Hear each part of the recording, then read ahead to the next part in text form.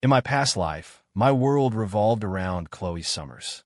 To keep anyone else from having her, I gave up a once-in-a-lifetime Cambridge exchange program spot, letting her childhood sweetheart have it instead. But he broke the law and ended up with a life sentence. I got the girl, just like I'd always wanted. It cost me my family and my life. On our wedding night, Chloe stabbed me through the heart. She was convinced I'd orchestrated everything. If it weren't for me, she said, her true love wouldn't have been destroyed. So she made my family pay with their lives, and then she came for me. Reborn, I'm done being her doormat. I'm giving her the freedom she always wanted. But now, suddenly, she's the one who can't let go. Get up. A harsh voice snapped me awake. I blinked, completely disoriented by my surroundings. This was Northwood High. Before I could process it, my homeroom teacher, Mr. Wallace, spoke again, his voice echoing in the silent classroom. Ethan Reed, we have finals and the SATs in 1 month. Not only are you not paying attention, but you're pulling this nonsense? If you don't want to learn, fine, but don't distract the students who do. He slapped a folded piece of paper down on my desk. A love letter. Seeing that familiar, crinkled note, my brain short-circuited. I remembered this letter with painful clarity. It was the one I wrote to Chloe Summers, the undisputed queen bee of our school. So, I was reborn, back to 1 month before graduation. The memory of her cold-blooded expression as she killed me flashed in my mind, and I had to fight the urge to slap my current, pathetic self. Seeing my silence, Mr. Wallace pressed on. What's the matter? Forgot what you wrote? Need a refresher? Why don't you come up to the front and read it out loud for the whole class? I didn't say a word. Instead, I turned and glanced at Leo Carter, who was sitting behind me. Leo got the message. He slipped a Zippo lighter out of his pocket and passed it to me under the desk. Without hesitating, I flicked it open, lit the corner of the letter, and tossed the burning confession out the open window. What do you think you're doing? Mr. Wallace roared. It's just trash, I said calmly. Better to let it go up in smoke. Just let it in here. Isn't that for the best? At my words, Chloe, sitting a few rows ahead, whipped her head around to stare at me, her face a mask of disbelief. I guess she was right to be shocked. The old me would have jumped at the chance to declare my undying love in front of everyone. Mr. Wallace considered my words for a moment. Fina, we'll let this go, but you're not off the hook. Get out in the hall. Now, he then pointed at Leo. You too, Carter. Already smoking in high school. Join him. Both of you out. And just like that, Leo and I were walking out of the classroom.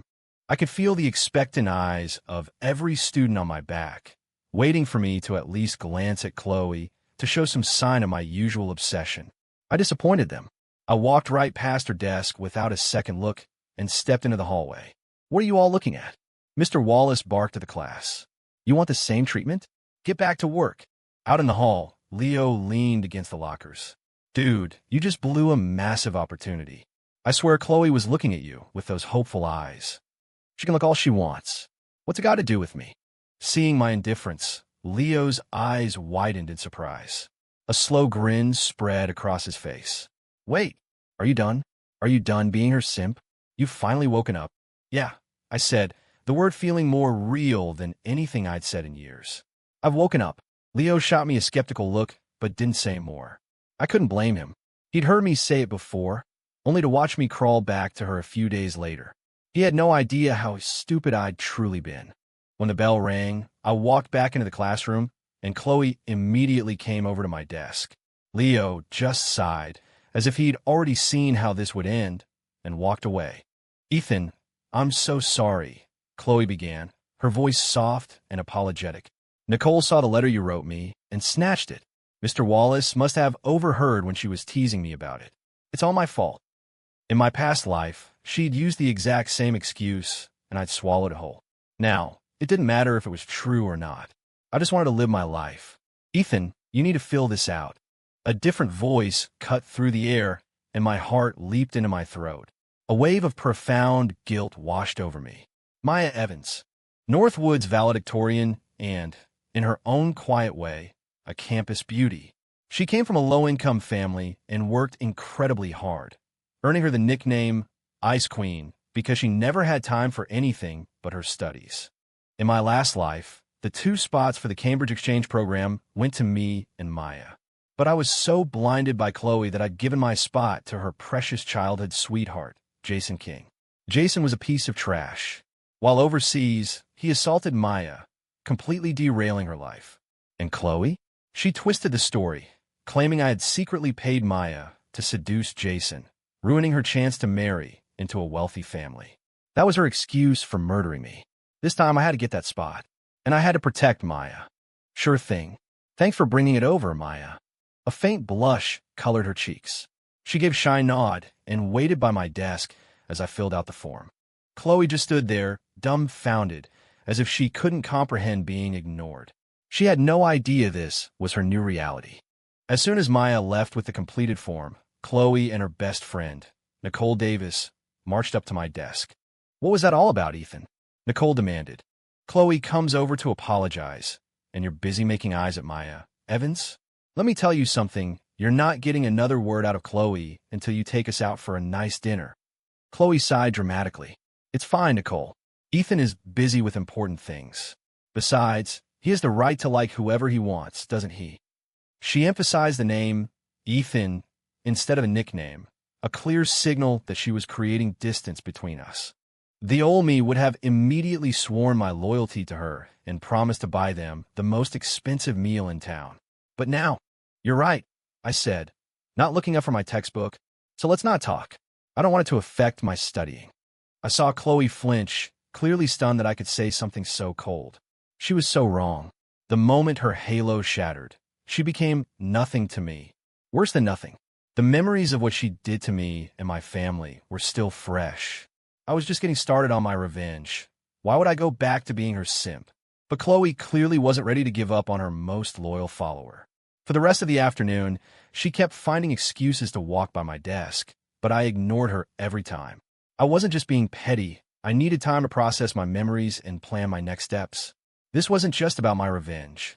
It was about avenging my parents. At the end of the day, Chloe deliberately looped her arm through Jason King's and walked past me, an obvious pout on her face. Well, look who it is, Nicole sneered from beside them. Too bad, Ethan. Looks like you're not the only one who likes Chloe. You had the best shot, but you threw it away. I knew how calculating Chloe was. There was no way she'd wear her emotions so openly on her face unless it was an act. But I wasn't going to play her game. Instead, I walked over to Maya Evans. Hey, valedictorian. We live in the same direction. Let me give you a ride home. You can even help me with some review in the car. Maya looked startled. She hesitated, glancing back at Chloe. I don't think that's a good idea. What's not a good idea? Come on, get in. I gently but firmly guided her toward my car, leaving Chloe standing there with Jason. As they watched us go, she let out a cold huff and got on the back of Jason's motorcycle. Seeing that, a smile finally broke through my hardened expression. What are you smiling about? Maya asked nervously from the passenger seat. You're not planning something, are you? Don't worry. Just thinking about something that makes me happy. If I remember correctly, when Jason was arrested in my past life, it came out that he was influenced by his father. The two of them even shared women. And the HIV Jason contracted? He got it from his dad. Enjoy the ride, Chloe. On the way to Maya's, I used my future knowledge to recall some of the key topics from the upcoming SATs, pretending I was confused and asking her for help. It was my way of giving her a cheat sheet, a small token to make up for my past mistakes. We got so caught up in our discussion that I ended up dropping her off an hour later than usual. When I walked through my front door, my parents were waiting for me with grim expressions. So you decided to come home? My dad boomed. Frank told me you were an hour late because you were dropping off a girl. Was it Chloe? Whoa, hey, don't even say her name in this house. It's bad luck. My parents froze, exchanging a look of disbelief. Honey, tell me the truth, my mom said, her voice softer. It really wasn't Chloe you were with. Of course not. What have I got to do with her? My dad scratched his head, confused. That's weird. Just the other day, you were asking me to help. My mom shot him a glare that cut him off mid-sentence. It's good that you're done with her, Mom said, her tone hopeful. So who was it you were driving home? One of the smartest kids in school. The school has that Cambridge exchange program, and I'm thinking of making a run for it. Getting into a top college is a long shot, but with your diplomat genes, Mom, my English is pretty solid. I added with a grin, but I still need a top student's help for the tests. Your vocabulary is too advanced. The SAT graders probably wouldn't get it. My dad frowned. I'm getting a bad feeling about this. You're not planning on winning a spot just to get away to Chloe, are you? I looked at my dad, genuinely surprised. Damn, he really did know his son. He just described my past life's biggest mistake perfectly. But that was the old Ethan. Relax, Dad. I'd earn it myself. Why would I give it to her? Then, I remembered something. I leaned in closer to my dad. Hey, about that favor I asked for the other day, to set up a business meeting for Chloe's family. Did you make that call yet? My dad slammed his hand on the table. I knew it. You're just buttering me up, so I'll do what you want. You. He deflated as quickly as he'd flared up, slumping in his chair. Whatever. I already made the call. If it keeps you happy and focused, then I give up. Seeing him so defeated, I wanted to punch myself. My parents had bent over backwards for me, compromising again and again, and in the end it got them killed. Don't worry, Dad. I said, my voice firm. Just give me the contact info for that guy. I promise I'll give you a pleasant surprise. As long as it's not another disaster, he muttered, but he pulled out his phone and sent me the contact. I didn't say any more. I saved the number and went straight to my room. I dialed, and a confused voice answered on the other end. Hello, who is this? Mr. Miller? Hi, my name is Ethan Reed. My dad must have mentioned me before, because Sam Miller's tone immediately cooled. Oh, you. What do you want? Just a quick question. Are you interested in making a lot of money, Mr. Miller? Not interested. He grumbled and hung up. Sam Miller was my dad's childhood friend. Because of that connection, I knew a few things about his situation.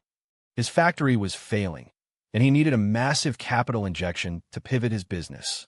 This was the opportunity Chloe's family had seized in my past life to make a quick buck off him. That pivot was in a mass production. At first, with high demand, he made a killing.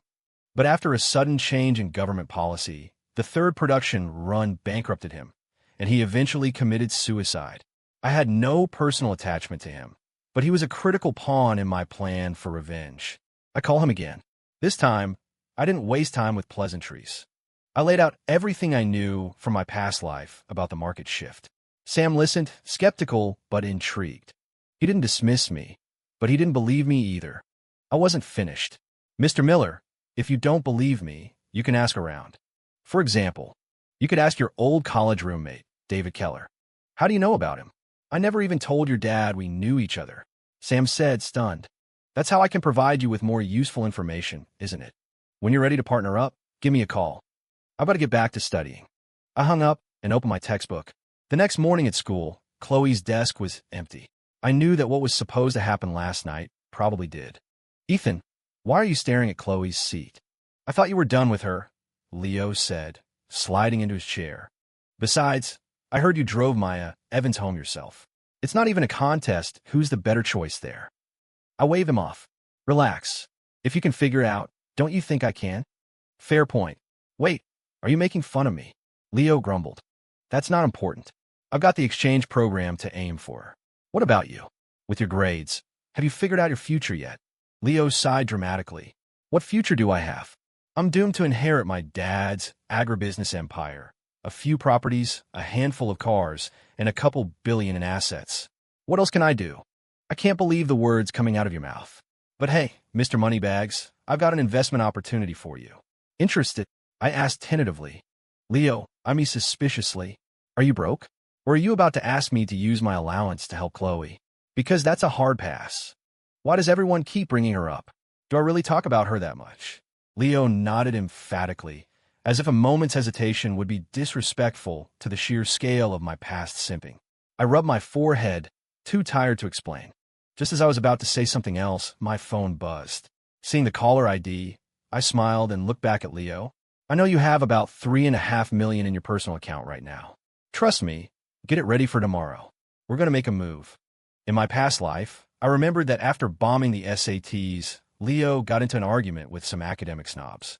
To shut them up, he spent his entire savings on a fully loaded Aston Martin DBX, then dropped another $200 grand on a party.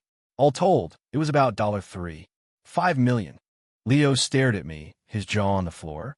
How did you know that? Do I have any secrets at all? I didn't have time to answer. I took the call and stepped out of the classroom. Kid, how did you know about this stuff? Sam Miller's voice was buzzing with excitement. This information was just released at the Chamber of Commerce meeting today. The state government hasn't even finalized it yet. That's not important. What's important is that I know a lot more. If you trust me, do exactly as I say. We finalized our partnership. Sam was going all in, leveraging nearly $100 million to play this big. After hanging up, I turned around and saw Nicole Davis standing behind me, her face pale with disbelief. If you're here to talk about Chloe, I'm not interested. Nicole shook her head quickly. No, that's not it. I wanted to ask, did you just say you were going to invest $100 million? I recalled what I knew about Nicole's situation and smiled. Of course not. My family's only worth 20 or 30 million. Where'd I get $100 million to invest? Nicole frowned, skeptical. You're lying. Why are you lying to me? Because you're lying to me too, I said with a shrug. Nicole fell silent, a war raging in her eyes. Finally, she broke. Fine, if Chloe's going to be a bitch, then so am I. She just called me. She wanted me to feel you out. Yesterday, she was assaulted by Jason and his dad. They took pictures. She wants to scam some money out of you to buy the photos back. I smirked. You two are such great friends. Selling her out just like that. She lied to me, didn't she? I don't believe for a second she didn't know how rich your family really is. I didn't bother correcting her. The truth was, Chloe really didn't know. But with the memories of my past life, my family's fortune was destined to be much, much larger this time around. Nicole's decision, however, didn't disappoint me. I knew she was incredibly selfish, which was exactly why she and Chloe were friends in the first place. Just making Chloe regret her choices or bankrupting her family felt too easy, too cheap for the price my parents and I had paid. I wanted her to suffer. I wanted her to live a life worse than death. You look like you could use some cash, I said. I'll send you $20,000 for now. Think of it as spending money. We'll see how you perform after this. Nicole's face lit up. She leaned in closer. You can count on me. And if you ever get tired, I can help you relax. I almost rolled my eyes. Birds of a feather really do flock together. Both of them were trash. That won't be necessary. Just follow my instructions when the time comes. With that, I walked back to class. During lunch, Nicole texted me. Chloe was worried about losing control of the situation and was planning to come to school in the afternoon. Her goal was to play the victim, make me feel sorry for her, and reel me back in. As if the girl really had an overinflated sense of self-worth. I immediately went to Mr. Wallace and requested the afternoon off, using the excuse that I needed to cram for the Cambridge Exchange exam. He knew my family situation, and if I actually got in, my grades wouldn't drag down his class average. Better yet, it would be a huge feather in his cap. He approved it instantly. After leaving school, I went straight to Sam Miller's factory to finalize the details of our plan. Sam was quiet for a long time after I laid it all out. I get the logic, he said, but how can you be so sure David Summers will invest? I shrugged. Because of Chloe. If she finds out I secretly invested $3.5 million, what do you think she'll think? And what will her father think? Sam looked at me in disbelief. You have $3.5 million? I doubt even your father could pull together that much cash on short notice.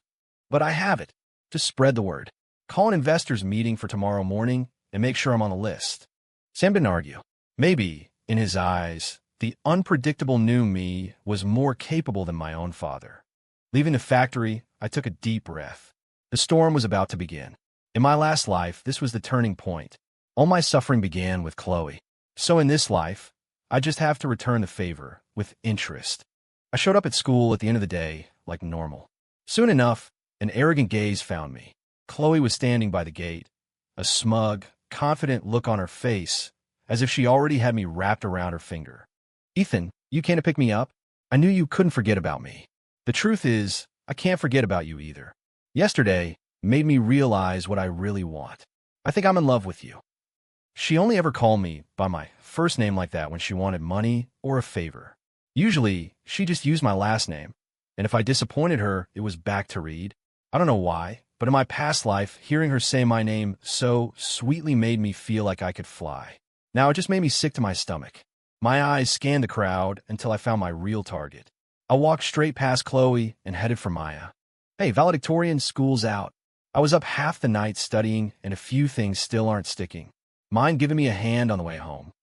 Maya blinked, looking from me to Chloe, her expression clearly asking, "Your goddess is right there, and you're talking to me?" I followed her gaze to Chloe and saw the venomous glare behind her wounded puppy dog eyes. "Don't mind her," I told Maya.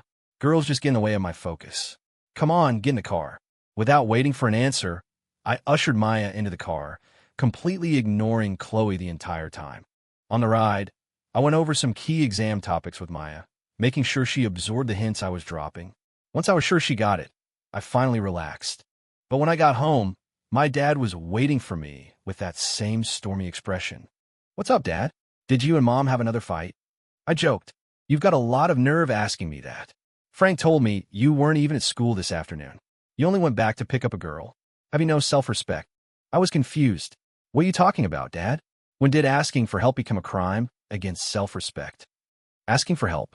You?" My dad stopped, his anger faltering. "Wait, you said you were asking for help. You weren't there to pick up Chloe." "Why would I pick her up? I was getting some last-minute exam tips from the class valedictorian." My dad paused, his expression shifting in an instant from anger to pure delight. "Son," he said, grinning, "is that valedictorian really that smart? Why don't you invite her over to tutor you? I'll pay for it." I stared at him. There was something unsettling about that grin. "She has to study too, Dad. She doesn't have time to come over and tutor me. She can study here while she helps you. It's perfect. Now listen here, son. If you don't bring that girl home, then don't you bother coming home either." Seeing he was about to explode again, I didn't argue. I just nodded meekly. Back in my room, a text from Nicole came through. "Chloe is freaking out. Jason threatened her. He wants your Cambridge spot, or he'll release the photos." I almost laughed. History was repeating itself. Perfect. The more desperate Chloe got, the easier my plan would be. I immediately called Sam Miller and had him spread the word that I would be attending the investors' meeting tomorrow.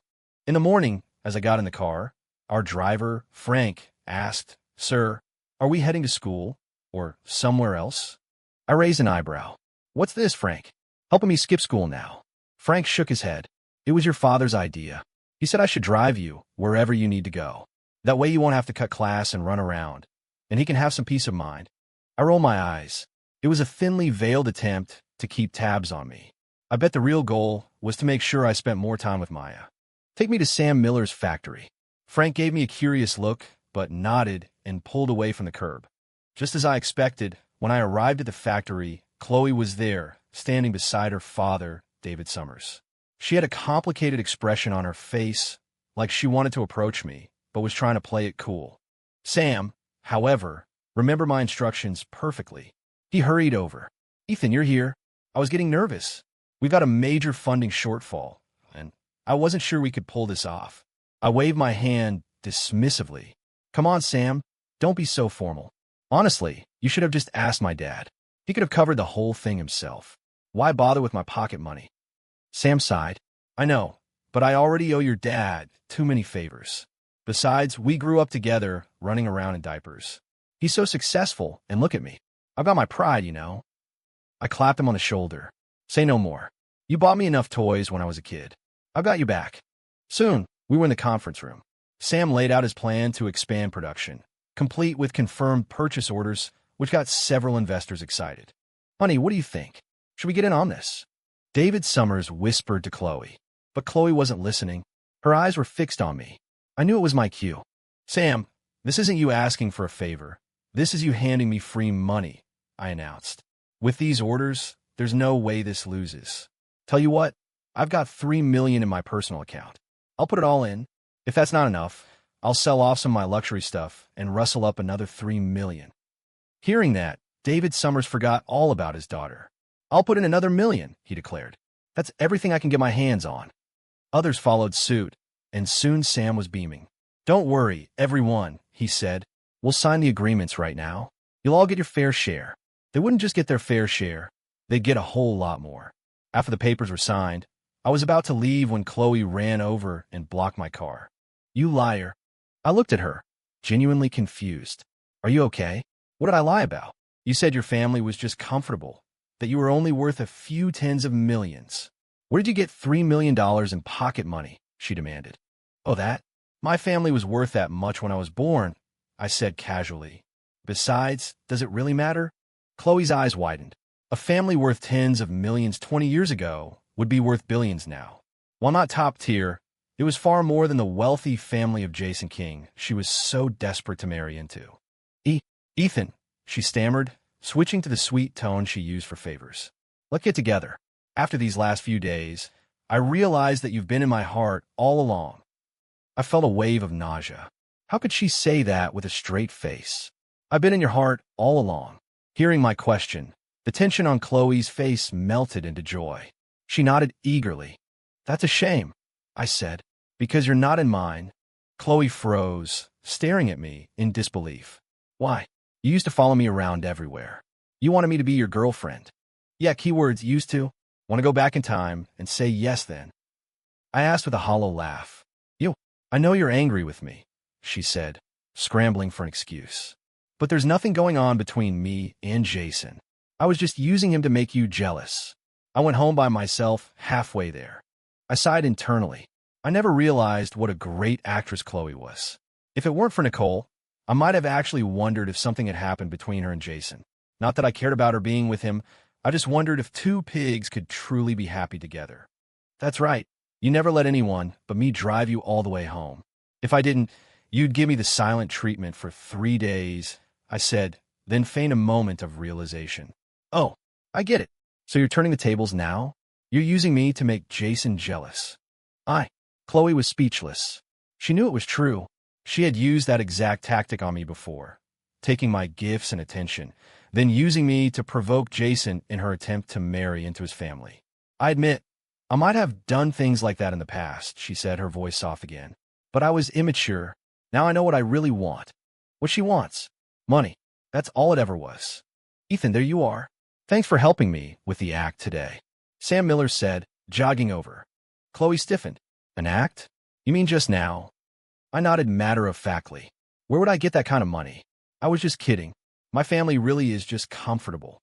Sam needed to drum up more investment, and he was worried people would back out. So he asked me to play the part of a rich kid.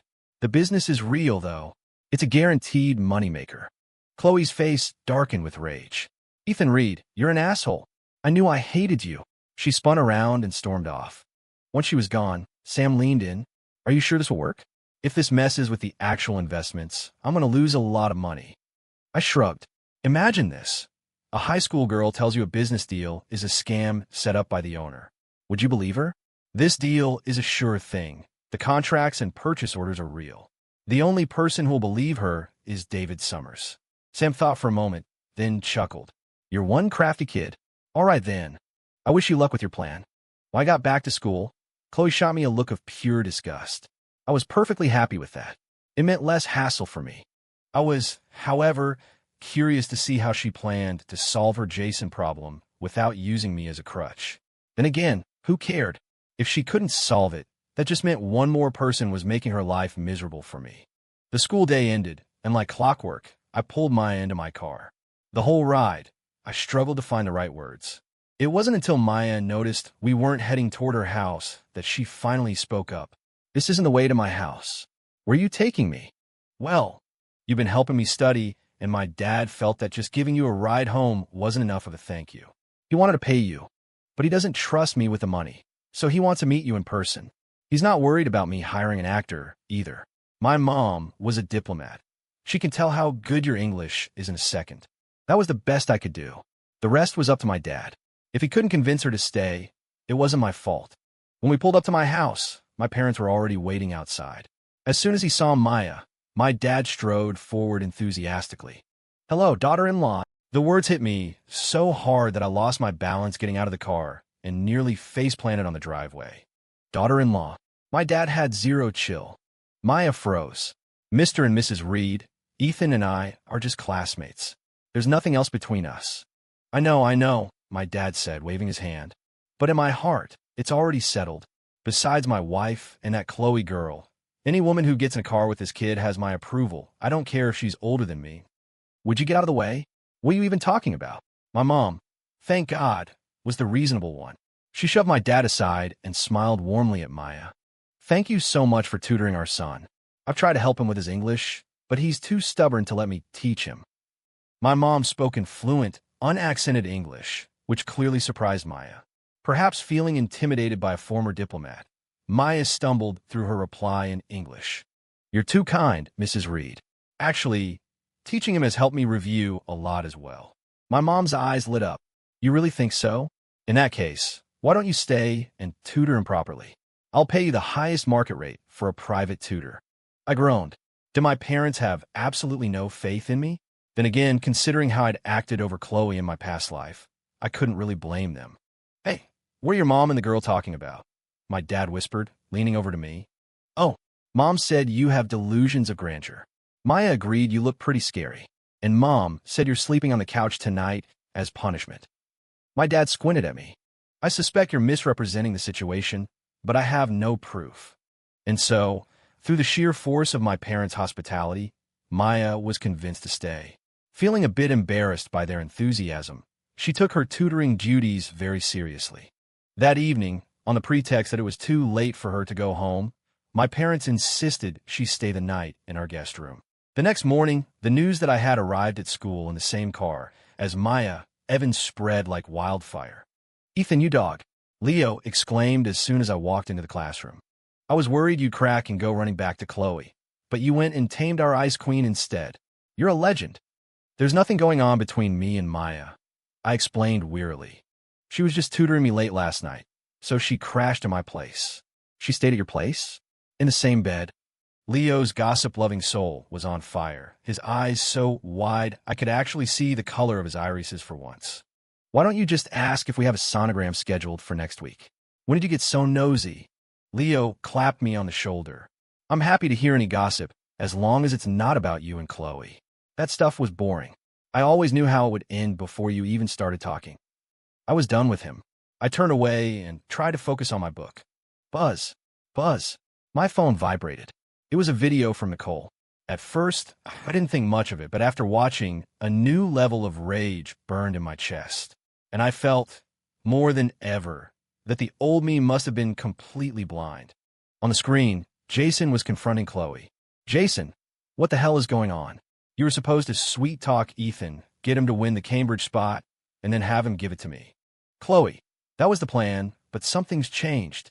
He's not going to give it up for us." "Jason, so you're playing me? Did you forget what I have on you?" "Chloe, of course not. But there are 2 spots, right? Who said we have to get it from him? Maya Evans is the most likely person to get the other one, isn't she?"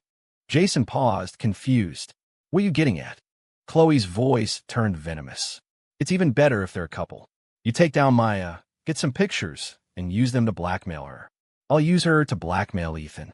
We both get what we want." After watching the 2 of them conspire, my eyes drifted over to Chloe's empty desk. How could a person be so evil? "Buzz, Buzz." Before I could finish cursing her in my head, a text from Sam Miller came in. David Summers pulled his investment. He even took back his initial deposit and ate a $100,000 loss on it. So what's next? Do we bleed him dry slowly, or do we drop the bomb and blow him away? Reading that, my anger subsided, replaced by a cold satisfaction. Chloe's karma was coming faster than I'd thought. I texted back, "Ramp up production. You got about 2 weeks to make a profit. After that, all bets are off." After Sam replied with an "okay," I found myself looking forward to what was coming next. 3 days flew by. Sam, with a massive capital injection, made a cool $10 million. Every single investor nearly doubled their money. When David Summers heard the news, he rushed to the factory, only to see the other investors leaving, looking vaguely regretful. Sam, following my script, told him that he'd made a fortune but was ready to pivot to an even bigger venture once he paid everyone out. David left looking like he'd seen a ghost. After describing the scene to me, Sam asked nervously, "You sure this is the right move, Ethan? Shouldn't I let it slip that I'm planning to sell the company to bait the hook?" I just smiled. "Trust me, I know this greedy family. If you told them, they'd get suspicious." "All right, I'll take your word for it. By the way, are you sure about these stocks you told me to buy? All my friends say the market is tanking, and the ones you picked have all bottomed out. Do any of your friends have inside information?" I asked Riley. Sam went quiet for a moment. "Good point. Your intel is God-tier, kid. If you hadn't warned me, I would have lost everything in the next round of funding." I gave a non-committal smile. I didn't have inside information or a network of spies. I just had memories of a life already lived.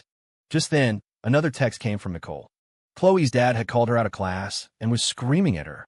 I knew it was time to add more fuel to the fire. I typed out a quick message to Nicole. Tell her you told me what happened and that you overheard me talking on the phone about buying out a company. Hey, can you be serious for a second? I agreed to take time off with you to tutor you, not to help you skip school. I glanced at Maya, sitting beside me in the back of the car. My mom had somehow brokered a deal with her. She'd tutor me in English during the day, and my mom would coach her at night. I wasn't sure who was getting the better end of that deal. I have to take care of something first. You can go on to my house. Mom will be there to help you. With that, I had Frank drop me at Sam's factory to prepare for the next act. An hour later, I was sipping my second cup of tea in Sam's office when David Summers arrived, dragging Chloe along with him. Mr. Miller, I heard a rumor you're selling the company. Is it true?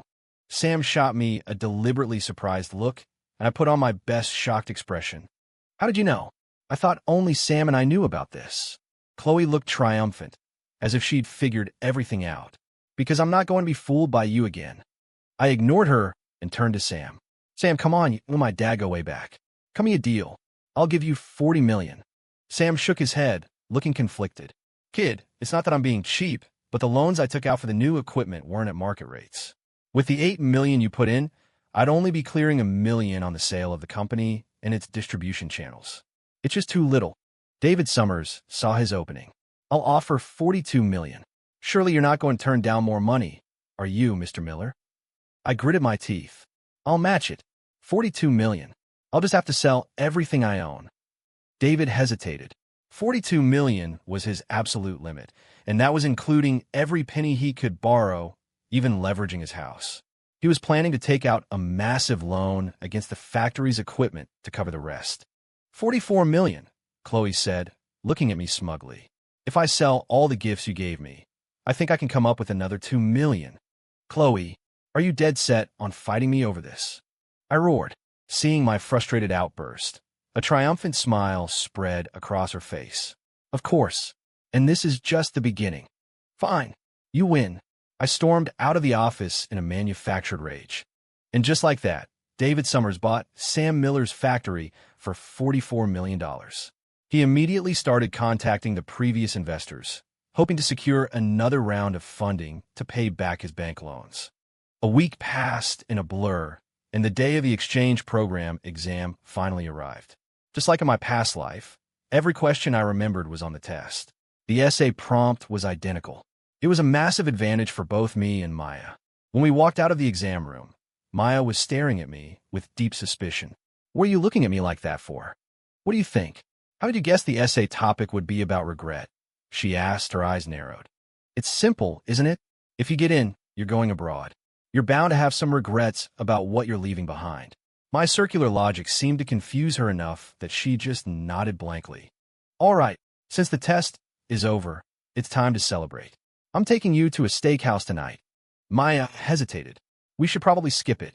That place is really expensive, and I thought your parents cut off your allowance. I sighed. Did my mom tell her everything? Don't worry. My allowance is gone, but I have other ways of making money. A steak dinner is nothing. Let's go. Once again, I found myself gently forcing her into the car. By now, she seemed to have gotten used to my assertiveness. She put up only a token resistance before getting in. At that very moment, David Summers' world was falling apart. The government had just issued a new directive. The N95 masks his factory was producing were now classified as a strategic national resource. The government would be buying all of them, at cost. If he refused, his company would be blacklisted. If he agreed, he wouldn't just be bankrupt, he wouldn't even have enough money to pay back his investors. And to make matters worse, David had borrowed that money at exorbitant interest rates. He'd also just purchased 2 new production lines at 40% above market value. As for the purchase orders, they were tied to the company, not the owner.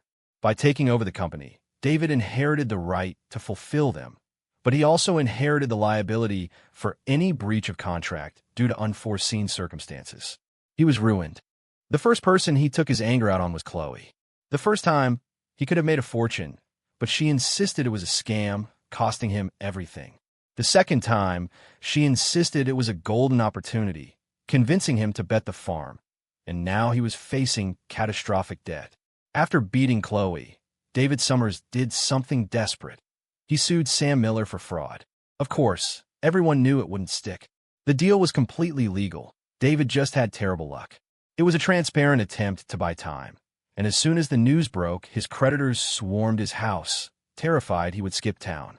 While bad news piled up for the Summers family, my life was on an upswing. The exchange program results were posted. Unsurprisingly, the 2 spot for Cambridge went to me and Maya. Maya, who seemed to have figured out that I wasn't just lucky, insisted on taking my family out to dinner to celebrate.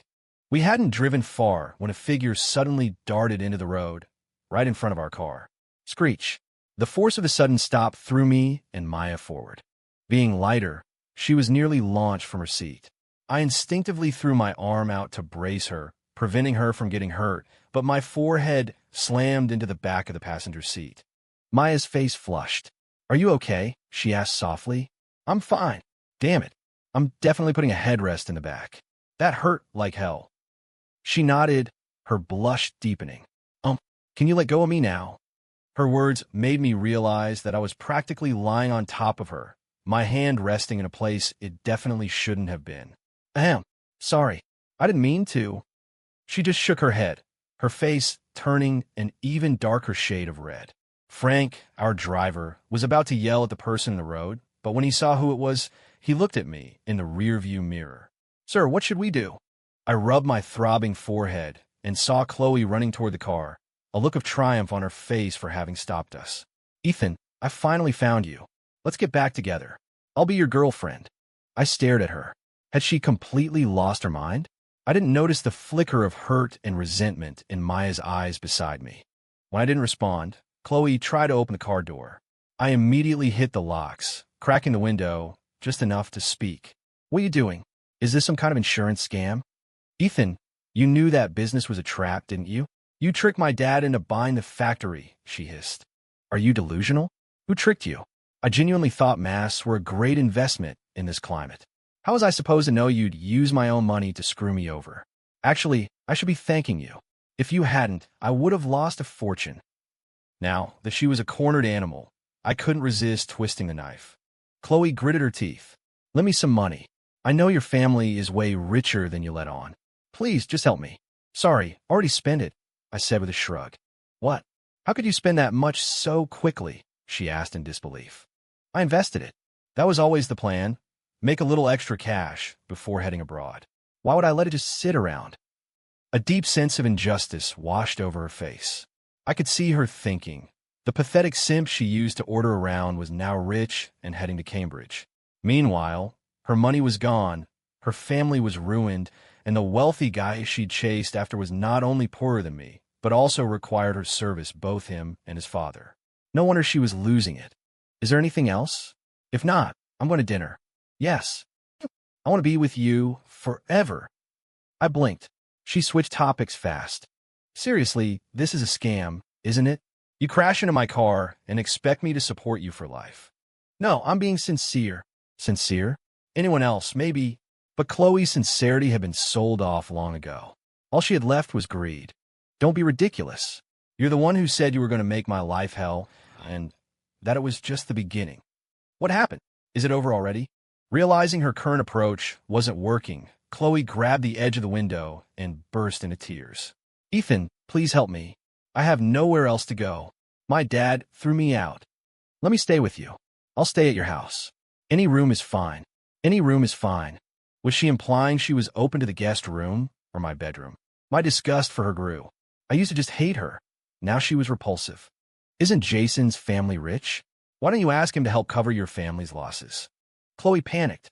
"Ethan, I was wrong. There's really nothing between me and Jason. I swear. Please, you have to believe me." "I don't have time to believe you. I'm taking my girlfriend to dinner." With that, I put my arm around Maya's shoulders and told Frank to drive. Chloe chased the car for a block before stumbling and collapsing on the pavement, wailing. I felt no pity, only the sweet satisfaction of revenge. "Oh, are you done holding me?" Maya whispered. I quickly pulled my arm back. "Sorry about that. She's just a lot." "I know." Maya sighed. saying nothing more. I was confused. I was just trying to get rid of Chloe. Was she really mad about that? Frank, who had watched the whole thing in the rearview mirror, just smiled and shook his head. Sir, you've got a long way to go before you're as smooth as your father. When we got to the restaurant, Frank went over and told my parents what had happened. They were both grinning from ear to ear. Maya tugged on my sleeve. What are your parents talking about?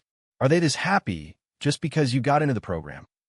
I shook my head with a wry smile. Probably not. My parents are pretty chill about my academics. They're probably just thrilled that I finally rejected Chloe. Maya looked confused. Why would they be happy about that? Chloe seems very pretty. I stared at her. You don't know about the history between me and Chloe, do you? She shook her head with an innocent expression, and I was dumbfounded. A true academic, head in the books, completely oblivious to the world around her. Left with no choice, I spent the next 2 hours recounting the entire sordid tale of my 3-year obsession with Chloe. Maya listened, captivated. Finally done chatting, my mom said, laughing, as we emerged from our own little world. You young people really get lost in conversation. Yeah, I'm starving, my dad complained, though his smile was even wider than my mom's. If it weren't for you, son, I would have ordered ages ago. I was still confused. What did he mean, if it weren't for me? Maya, however, blushed deeply. Mr. and Mrs. Reed, you've waited so long. I'll go get the waiter right now. She scurried out of the private dining room. I like this girl more and more, my mom declared. Son, you better lock this down. I looked at her, baffled. Lock what down? Oh, you mean lock down a doggy bag so she can get home sooner? No problem. My dad immediately pulled out his wallet and slapped it on the table. Why are you such an idiot? You have none of my charm. Oh, and what was your charm exactly? My mom asked, arching an eyebrow. I definitely ate faster than him. When Maya returned, that was the bizarrely happy scene that greeted her, leaving her both confused and a little envious. After dinner, Frank and I drove Maya home. The silence in the car was awkward, so I tried to break it. So, your parents aren't going to be mad about you getting home this late, are they? Maya looked down at her hands. My parents. They're not around anymore. I froze. Not around anymore? No one had ever told me that. Oh, don't mind me. I've had too much to drink. I stammered awkwardly. Maya smiled faintly. You can get drunk on Coke? Sure, it's basically the same as red wine. I muttered, then fell silent, not knowing what else to say. Frank glanced in the rearview mirror and shook his head again. The young master really had a long way to go. When we arrived at Maya's house, her grandmother, who already recognized me, greeted me warmly. I said a polite hello before making a hasty and awkward exit. On the way back, I felt a growing sense of guilt. Maybe I should buy her a gift to apologize. Just then, my phone buzzed with a text from Nicole. Chloe hired people to kidnap Maya. My blood ran cold. Frank, turn around. Go back to Maya's house now. Frank didn't know what was happening, but he saw the urgency in my face and spun the car around in a screeching U-turn without a word. When we got back to Maya's, the front door was smashed open. Her grandmother was unconscious on the floor. Frank immediately called 911 while I tried to explain. Chloe kidnapped Maya. That's psycho. Sir, you can't make accusations like that. Do you have proof? Proof. I realized that if Nicole knew about the kidnapping, she must know where they took Maya. I called her immediately. $100,000, and I'll give you the exact location. I breathed a sigh of relief. As long as I could find her quickly, the money didn't matter. I sent the transfer, and a moment later, a GPS pin appeared on my screen, followed by a message. Chloe's already gone. She set this up to trade Maya's spot for the photos and videos from Jason. Her plan is to let Jason ruin Maya. If you abandon Maya, Chloe gets you back.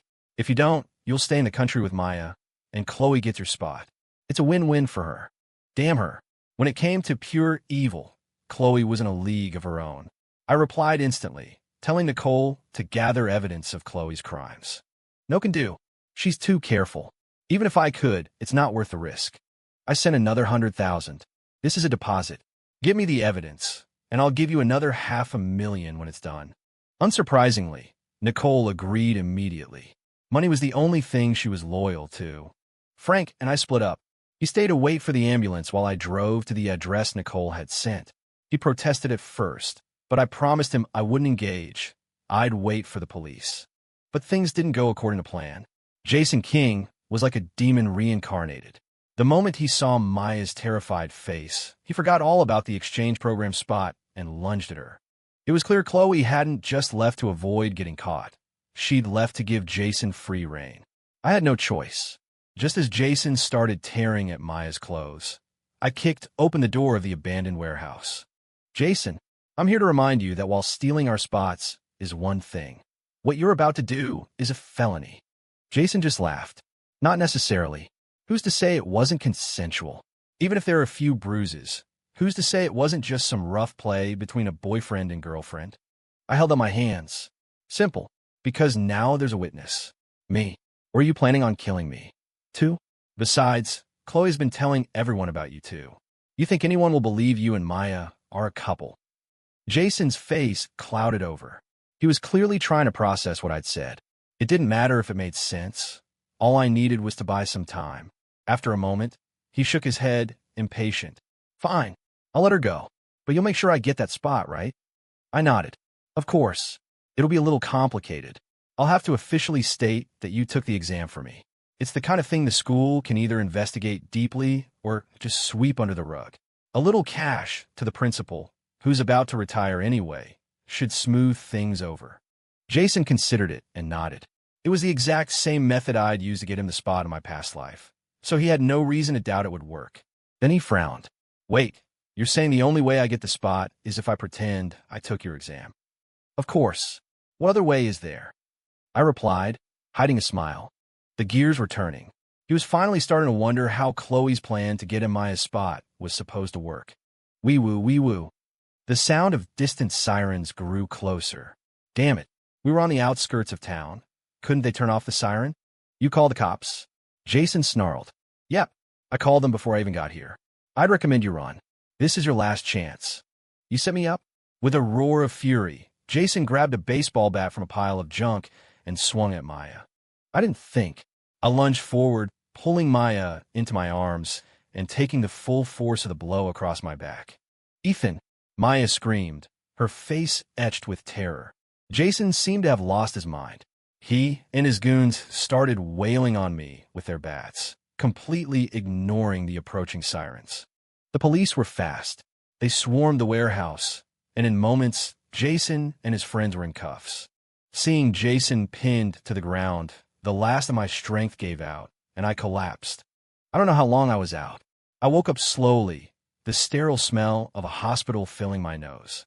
Maya was asleep in a chair beside my bed, her head resting on her arms. Just as I was about to wake her, my dad slapped me on the back of the head. Hey, this kid has been here for days. She hasn't slept at all. If you dare wake her up, I'll take you apart, he hissed. I stared at him, bewildered. She hadn't slept for days, but I'd almost never woken up at all. Dad, I'm the patient here. Did you have to hit me so hard? It wasn't your head that got hurt. You'll live, he said without a shred of remorse. I sighed. What the hell had happened while I was unconscious? The noise woke Maya. When she saw my eyes were open, she threw herself into my arms, sobbing. Ethan, you're okay. You're okay, thank God. I glanced at my dad, who was beaming with satisfaction. He caught my eye, slapped his own forehead, and mouthed, I won't disturb you two lovebirds. I'm leaving. Then he tiptoed out of the room. As the door clicked shut, Maya seemed to realize how emotional she'd been. She pulled back slightly but kept her hand in mine. So, Jason got arrested, right? I asked, breaking the silence. Maya hesitated. He did, but I heard his family has connections. Are you sure he won't come after you? I shook my head. Jason's family might have some pull, but so did mine. Besides, I wouldn't be his first target for revenge now. After my little speech at the warehouse, Jason was almost certainly convinced that Chloe had set him up. From his perspective, there was no other explanation for why I had showed up with the police already on their way. You shouldn't take risks like that again, Maya whispered. I don't want to see you get hurt. Seeing her expression, I couldn't help but smile. Are you saying you were worried about me? She mumbled. You don't like me, do you? I teased. She fell silent. Just when I thought I'd made her angry, she looked up, her gaze defiant. Took you long enough to figure it out. Of course I like you. Her answer caught me completely off guard. Did I like Maya? It started as guilt. I knew that. But would I really risk my life for someone just because of guilt?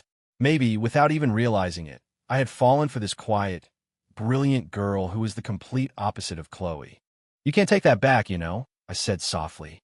I don't want to take it back, she huffed. And just like that, Maya and I were officially a couple. She stayed at the hospital to take care of me, while my parents conveniently vanished. For 3 days, I didn't see or hear from them, which was fine by me. It gave me and Maya the time we needed to let our relationship blossom. But our peaceful bubble was burst by an unwelcome visitor. Ethan, you're okay? Thank God. I was going crazy with worry when I heard what happened. Chloe cried, rushing into my room and throwing her arms around me. I flinched, immediately pushing her away. Forget about what Maya would think. I wasn't taking any chances with whatever diseases Chloe might be carrying. She looked at me with wide, pitiful eyes. Why did you push me away? You're hurting my feelings. What feelings? Jason's in a holding cell, not a hospital bed. You're in the wrong place, I said flatly. After all this, you still doubt my love for you. Doubt? There was nothing to doubt. I knew for a fact she didn't have any. Seeing the disgust on my face, Chloe seemed to snap. She spun around and glared at Maya. It's you, isn't it? You've been whispering lies about me to Ethan. I'm going to rip that lying mouth of yours right off your face. Maya shrank back, terrified, as Chloe lunged at her. Without a second thought, I kicked out, sending Chloe sprawling to the floor. I had to admit, even though it was to protect Maya, kicking Chloe felt incredibly satisfying. She looked up at me, stunned. Ethan, you hit me. What was I supposed to do? Applaud? Of course I'm going to protect my girlfriend. Girlfriend? Tears welled in Chloe's eyes. How could you? She wailed. You promised you would love me forever. The sight was so pathetic, it almost made Maya feel sorry for her. But I knew it was all an act. Crocodile tears. Sorry, I said coldly. First, I would never date a user who treats me like a wallet. Second, I would never date a future felon. And third, I would never date someone with HIV. HIV? Chloe's face contorted in confusion. What are you talking about? You're the one with HIV. I'm clean. But Jason and his father, on the other hand. She shook her head, denying it. Then her resolve crumbled. You're lying. How could you possibly know about their health? And I'm not going to jail. That's not up to you. As if on cue, a familiar voice came from the doorway. A moment later, Nicole walked in, flanked by several police officers. Nicole, what are you doing here? What did you mean by that? Chloe asked, her voice trembling. What do you think I mean? Do I really need to list all the things you've done? Nicole said with contempt. A look of dawning horror crossed Chloe's face, which quickly twisted into a mask of rage. You bitch. You sold me out. Then realization hit her. She looked at me. Now I get it. That's how you were able to save Maya and get Jason arrested. You bought her off, didn't you? Neither Nicole nor I said a word, which was answer enough. You slut. Chloe screamed, lunging for Nicole. I'll kill you. But the police officers were ready. They tackled her and pinned her to the ground. She has HIV. Be careful, I added helpfully. The officers flinched, and one of them promptly knocked Chloe unconscious with a nightstick. And just like that, Chloe was gone. As promised, I transferred the remaining $500,000 to Nicole. Maya watched the transaction on my phone, her jaw agape. You spend money so freely. If your parents knew, they'd probably ground you forever. I just grinned. Money wasn't an issue anymore. This isn't my parents' money. They really did cut me off. This is what I earned myself. $25 million in 2 weeks. Think that's enough to take care of you. $25 million. How did you earn that? Investing, stocks, the usual. She gave me a skeptical look, clearly not buying the simple explanation. I rubbed the back of my neck. Okay, I admit there was some deception involved. Where do you think the money Chloe's family lost ended up? Maya was stunned. She'd heard about the summer's bankruptcy from my parents, but she never imagined I was the one behind it. So you did out of revenge, because you loved her and she hurt you? I didn't answer. It was revenge, yes, but it wasn't born from love. The real story was too complicated to explain. Let her think it was a simple act of a heart scorned. 3 days later, I was at home packing for Cambridge when I got an unexpected call. Hello, is this Ethan Reed? This is the city police department. We have a suspect who is refusing to cooperate, but has requested to see you. She claims she will give a full confession after speaking with you. We were hoping you would be willing to assist us. It had to be Chloe. I couldn't imagine what she wanted now. After a moment's hesitation, I agreed. Soon, I was sitting across from a disheveled Chloe in a visitation room at the county jail. Her face lit up when she saw me. "Ethan, I finally get to see you again." I looked at her impatiently. "What do you want, Chloe?" "I'm busy." She sighed and sagged back in her chair. "I had a dream. In the dream, you stayed for me. You gave a Cambridge spot to Jason. We got together after that. We had a huge, beautiful wedding. I wish so badly that it had been real." My heart skipped a beat. A dream? Or, seeing my reaction, a look of understanding dawned on her face. "I see. So it wasn't a dream. You were reborn too, weren't you? That explains why you treated me this way, why you knew about Jason and his father having HIV. Her words confirmed my suspicion. "So you were also reborn?" Then why? I couldn't understand. If she had been given a second chance, why did she throw it away so spectacularly? She shook her head, a desolate look in her eyes. But it was too late. I only got the memories yesterday. Only then did I remember how horribly I treated you in our last life. I don't blame you for what you did to me. It was nothing compared to what I did to you. This is my karma. Since I'm paying the price now, can you forgive me? I'm not asking you to get me out of here. I've already been diagnosed. The doctor said I don't have much time left. Before I die, all I want is your forgiveness. Please." I didn't speak, just thought. Was this a genuine moment of clarity? From anyone else, maybe, but from Chloe, who had lived 2 lives fueled by greed and selfishness. Not a chance. I knew my nemesis. Easy forgiveness was not in her nature. This was another scheme. And for some reason, my forgiveness was the key. Even if I was wrong, even if this was somehow real, I had no intention of forgiving her. My original goal was to make sure she died without a shred of peace. "I can give you an answer right now," I said, my voice cold and final. "No." Panic flared in her eyes. Her body began to tremble. Seeing her reaction, I knew I was right. "Why? Can't you grant me this one last wish?" "Why should I? I don't know what you're planning, but I know one thing for sure. I will never let you have what you want." Chloe snapped. She slammed her hands against the plexiglass partition, screaming. "Damn you, Ethan Reed. If you had just forgiven me, I could have started over. Do you know what your refusal means? It means my soul will be extinguished." A new, primal terror filled her eyes. "No, I don't want to die. Don't let me die. I want to live." Her words cut off abruptly. Her body went slack, and she collapsed to the floor. The meeting ended immediately. Later, the police report said that Chloe Summers had died of a sudden, massive heart attack in the visitation room. I felt nothing.